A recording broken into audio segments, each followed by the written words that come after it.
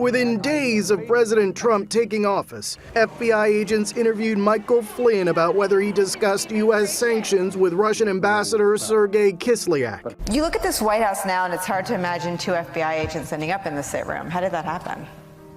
I sent them. Why did you allow Cheryl Mills, Secretary Clinton's chief of staff, to sit in on that interview? Cheryl Mills is one of the principals.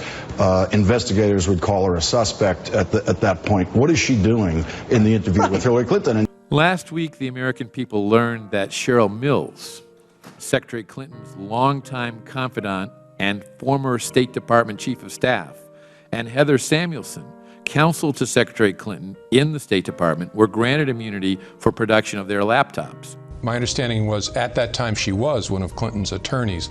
She was no longer a subject in our investigation. The agents had scrubbed her conduct very carefully by that point.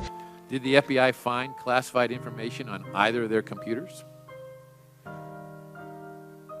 I think there were some emails still on the computer that were recovered that were classified. The interview was so pathetic. They had Cheryl Mills, had her lawyers in, but who also were the principals in destroying the documents, deciding what documents to destroy and shred and not. It's unbelievable. Flynn could face charges if he lied to the FBI. Scott, the overall investigation is one of the most sensitive and closely held in the history of the FBI. The FBI wanted to send agents into the White House itself to interview a senior official. You would work through the White House counsel, and there'd be discussions and approvals and who would be there.